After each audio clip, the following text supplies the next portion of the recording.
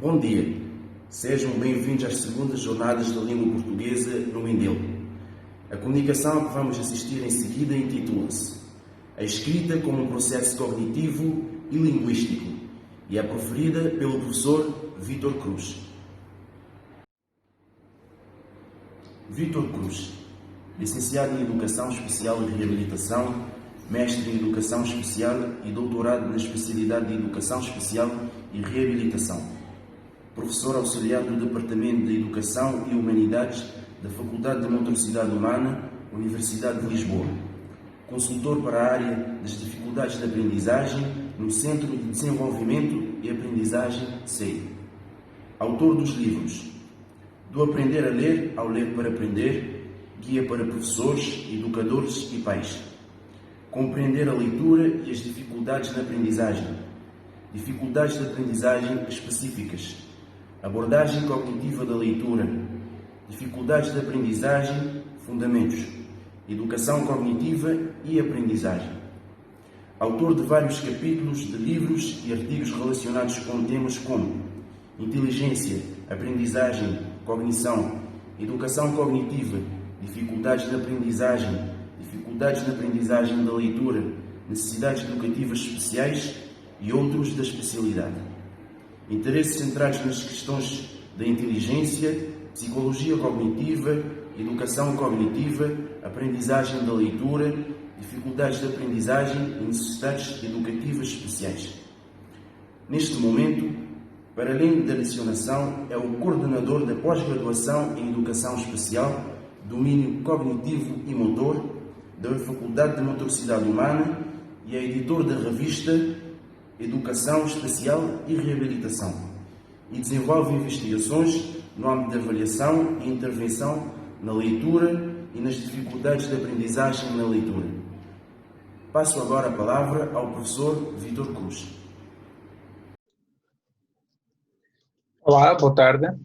Meu nome é Vítor Cruz. Eu estou aqui para refletir convosco sobre um tema que para mim é importante, é caro, tem a ver com a escrita e será exatamente esta a minha preocupação, falar sobre a escrita como um processo cognitivo e linguístico. Mas antes de passar à apresentação do próprio tema, eu gostaria de agradecer o convite que me foi dirigido e dizer que é com todo o gosto que estou a colaborar com esta iniciativa, nestas segundas jornadas da língua portuguesa e espero que realmente esta minha contribuição possa ser também uma mais-valia para as jornadas. Assim, gostaria de começar por dizer exatamente que quando pensamos na escrita, temos que perceber que a escrita faz parte de uma outra componente mais abrangente, que é a linguagem, a qual, por sua vez, está muito associada ao pensamento. E por isso iremos exatamente começar por falar sobre as origens do pensamento e como é que este pensamento foi evoluindo em termos da espécie humana, portanto, filogeneticamente, e, se tivermos tempo, falaremos um bocadinho sobre a questão de como é que, em termos ontogenéticos, isto é, do desenvolvimento de cada ser humano, como é que se processa este desenvolvimento também. Então, eu gostaria por dizer que, de acordo com este autor, que é o Merlin Donald, na evolução da espécie, em termos filogenéticos, houve uma primeira etapa chamada de pensamento episódico, portanto, uma etapa episódica, em que o pensamento era algo que acontecia desconectado de outros pensamentos, como o nome indica, episódios, como se fosse uma série em que cada episódio não tem que ter a ver, ou não tem que ter uma continuidade com o episódio subsequente. Ou seja, é um pensamento em que não há uma lógica de continuidade, uma relação causal entre os acontecimentos, e que é típica dos animais, como por exemplo o primata atualmente, e que impede que haja depois um pensamento mais estruturado e até depois uma linguagem mais estruturada também. Mas este pensamento episódico é aquele que caracteriza, por um lado, o primata, mas que a certa altura da criança, antes dos 4, 5 meses, caracteriza também o seu pensamento, ou seja, aquela criança em que, tendo um objeto à sua frente, se eu tapar o objeto, esse objeto deixa de existir para a criança e, portanto, não faz parte da sua capacidade cognitiva evocar uma memória daquele objeto sem que ele esteja visível e que não seja concreto. Portanto, quer dizer que há um episódio que é, eu vejo o objeto, ele existe, tapa-se o objeto, ele deixa de existir e, portanto, é um outro episódio, um outro acontecimento e a criança não consegue fazer esta ligação. A partir de certa altura, ela vai buscar esse mesmo objeto. E, portanto, esta foi e é uma primeira fase caracteriza o desenvolvimento da criança e o desenvolvimento da espécie humana, em que havia um pensamento tipo episódico. Este pensamento tipo episódico vai evoluir posteriormente para um pensamento mimético, em que, para passar do pensamento episódico para o pensamento mimético, há aqui dois grandes saltos. Por um lado, uma conquista da capacidade de reter e recordar acontecimentos, criando relações entre esses mesmos acontecimentos. Portanto, o indivíduo não só é capaz de perceber que há acontecimentos, tem consciência deles e estabelece relações entre esses mesmos acontecimentos.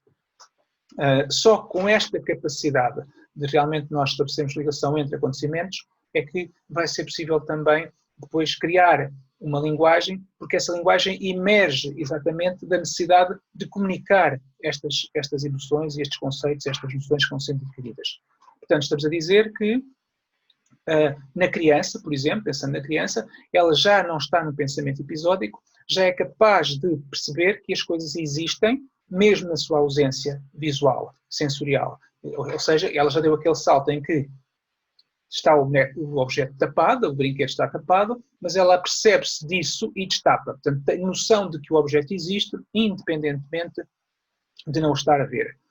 Quer dizer que há uma representação mental da realidade que já foi criada, foi construída e que pode ser manipulada.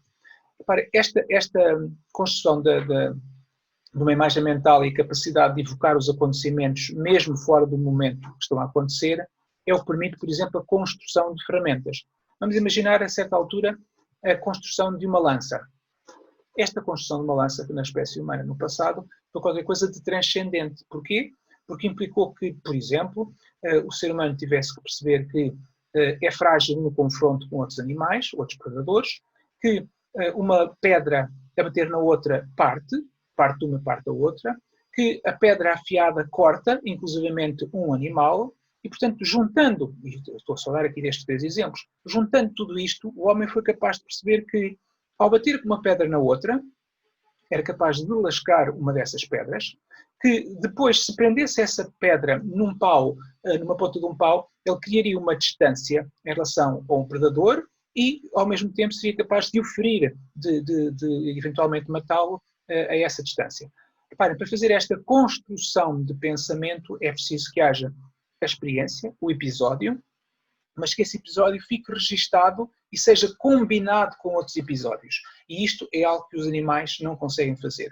Bom, então, a partir do momento em que há episódios e há uma ligação de episódios, eu sou capaz de fazer, entre aspas, um filme dos acontecimentos e querer transmiti-lo aos outros. E a necessidade de querer transmitir ao outro surge, nesta fase no Homo erectus, com o gesto, a mimética, com a ação motora, a querer explicitar aquilo que é o pensamento sobre aquilo que queremos transmitir ao outro.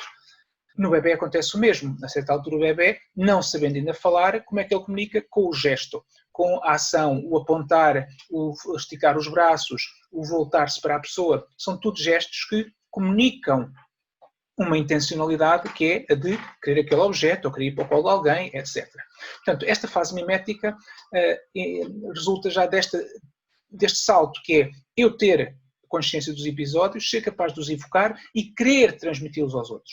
E isto passa muito por esta questão de a necessidade de transmitir ao outro um conceito, uma ideia, uma emoção, uma sensação, etc. Isto evoluiu, continua a evoluir. Porquê? Porque realmente a mimética torna-se insuficiente para nós podermos comunicar com os outros. Embora exista, como sabem, a língua gestual, ela não é tão utilizada como, por exemplo, a fala. E por isso, na evolução da espécie, surgiu esta fase chamada linguística, presente já no humano arcaico, em que já havia uma linguagem oral, nesta fase, oral, e daí também ser chamada esta fase do mítico oral, porque a transmissão oral era feita, a transmissão da informação era feita oralmente e onde era introduzido, muitas vezes, alguma informação mítica, alguma informação que não era correta. Não temos a oportunidade para falar sobre isso, mas tem a ver até com o próprio processo de memória, que a memória a longo prazo não registra exatamente o acontecimento, mas guarda informações que têm que ser reconstruídas mais tarde, e daí que às vezes surjam erros em termos da construção do novo conhecimento, mas a ideia é que realmente esta fase linguística surgiu por uma necessidade de comunicar ao outro de maneira clara, precisa, sem dúvidas, sobre aquilo que eu quero comunicar.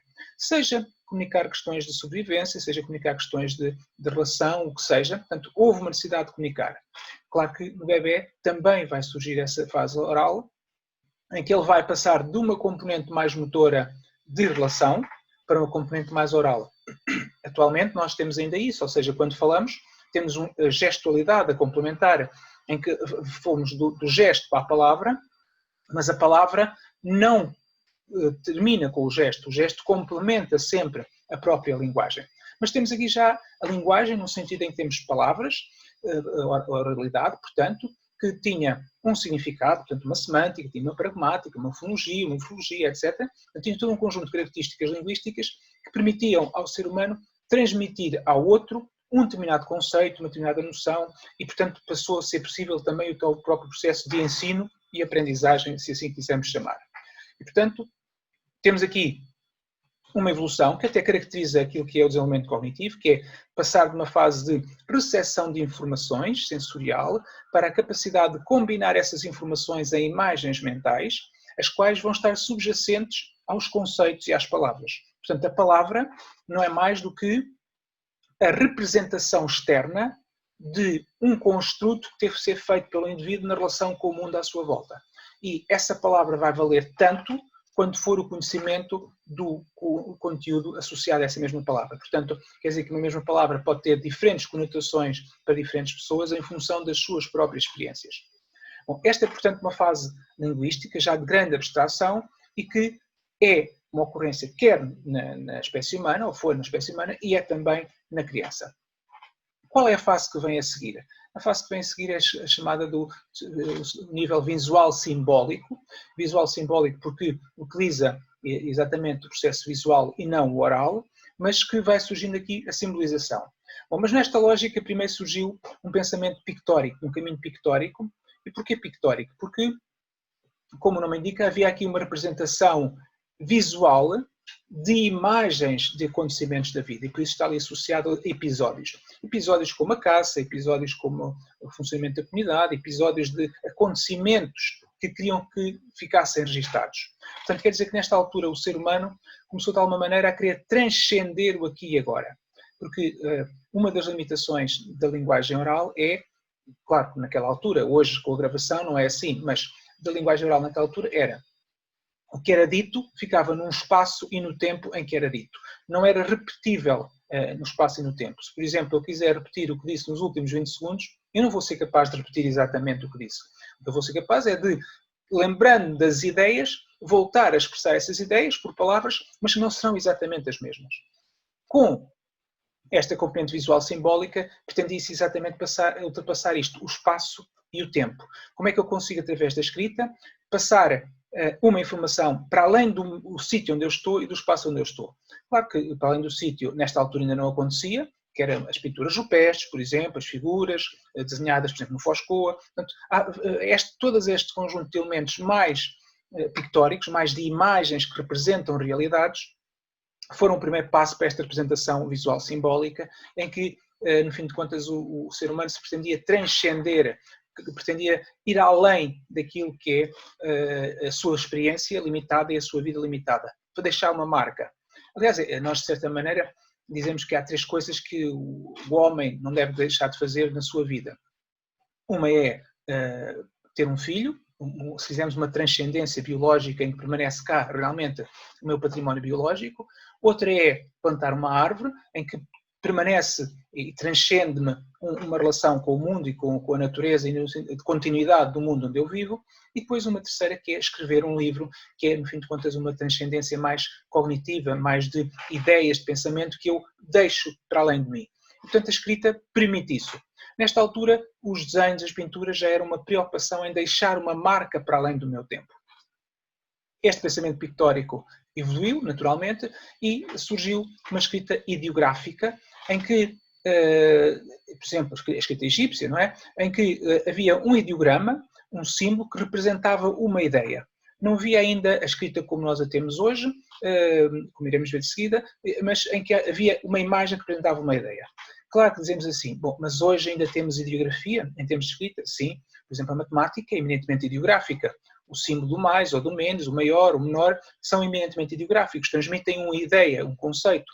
Aliás, se quisermos, uma das dificuldades, às vezes, da criança perceber as operações a realizar num problema é perceber que quando eu digo juntar, adicionar, deram-me, encontrei, recebi, etc., tudo isto quer dizer o somar, tudo isto quer dizer que há uma combinação. E, portanto, quando eu coloco o sinal de mais, todos estes conceitos podem estar associados e, portanto, temos aqui uma noção de ideografia.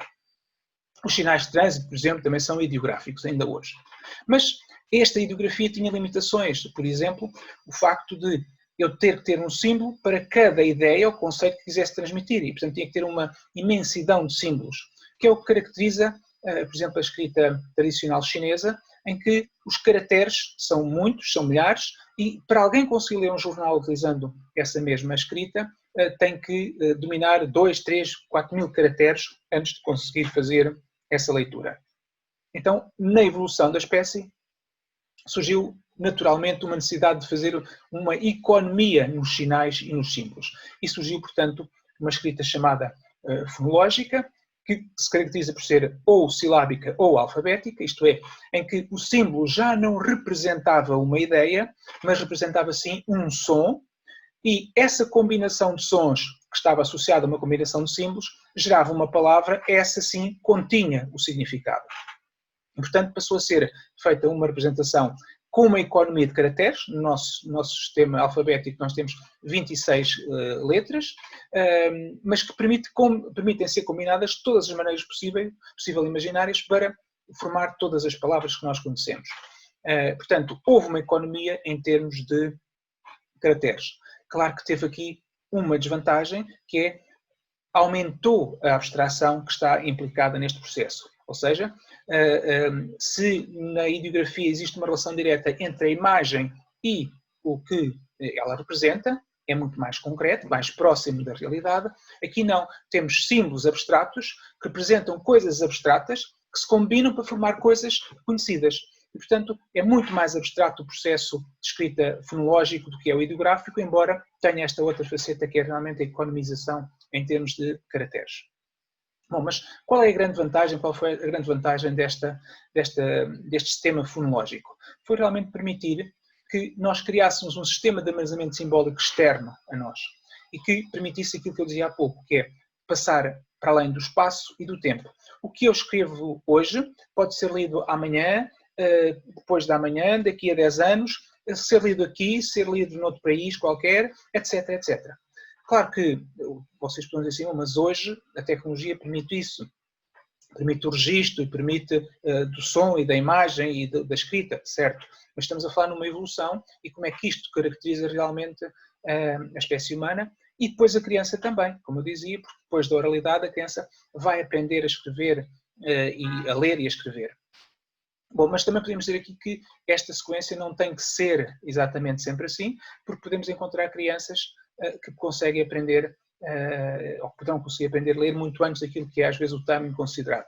Isto varia para uma outra conversa, mas deixar aqui esta ideia de que, embora não haja consenso sobre isto, alguns autores sugerem que se nós criássemos condições experienciais de a pessoa ouvir, ler, ver, ler e estar exposto às palavras faladas da mesma maneira que está exposto às palavras escritas, ela iria ser capaz de associar as palavras escritas aos significados, assim como associa as palavras faladas aos significados. O que é que eu quero dizer com isto? Porque é que nós aprendemos a falar? Porque desde cedo estamos expostos a um mundo de sons, em que vemos naturalmente e ouvimos naturalmente os sons e associam-se esses sons aos objetos e naturalmente vamos aprendendo essa associação abstrata. As palavras escritas surgem numa frequência muito menor e, portanto, aquilo que eu vejo como palavras associadas a objetos surge numa percentagem mínima relativamente à oralidade. Mas se fosse possível nós apresentarmos à criança a mesma proporção de estímulos auditivos, palavras faladas, e de estímulos visuais, palavras escritas, ela iria ser capaz de associar a palavra escrita ao conceito, tal como associar a palavra falada ao conceito. Porquê? Porque realmente ambas são abstratas e têm o mesmo nível de abstração. Isto é, eu associar um conjunto de sons a uma ideia, ou associar um conjunto de letras a uma ideia, a abstração é a mesma. O que varia é, no fim de contas, a experiência que eu tenho com esse tipo de associações. Mas, deixando isto de parte, podemos dizer então que a escrita acaba por ser o culminar de um processo evolutivo que combina a componente cognitiva e a componente linguística e que começa realmente por uma linguagem interior. Linguagem interior, quando víamos, por exemplo, aqui a componente entre o pensamento episódico e mimético, em que realmente quando há uma necessidade de comunicar, quando há uma organização do pensamento que eu quero transmitir ao outro, é esta linguagem interior, esta capacidade, propensão e necessidade de estabelecer uma relação com os outros e de expressar uma ideia, um pensamento que queremos comunicar a esses outros indivíduos. Depois há a tal linguagem gestual, em que eu tento de uma maneira espontânea comunicar com o outro através do gesto, mas em que esse gesto ainda não tem verdadeiramente um significado. Tem na língua gestual, quando existe uma situação, por exemplo, de surdez, e o indivíduo aprende a utilizar a língua gestual. Mas na maior parte de nós que não aprendemos a língua gestual, a gestualidade é um processo de comunicação espontâneo, mas não estruturado, não consensual, não convencional. E daí a necessidade de surgir realmente um sistema que, sendo consensual e que sendo conhecido pelos dois interlocutores, vai permitir uma comunicação de ideias, de pensamentos, que é naturalmente a linguagem oral, que surge mais precocemente, até porque na linguagem oral nós temos todos os elementos. Temos a audição e temos a produção da fala, que permite comunicar com os outros e receber a informação dos outros. Se pensarmos na escrita, precisamos de outros elementos, como seja uma caneta para escrever, um papel onde escrever, ou um computador, etc. Então precisamos de instrumentos externos, o que torna um pouco mais difícil esse processo.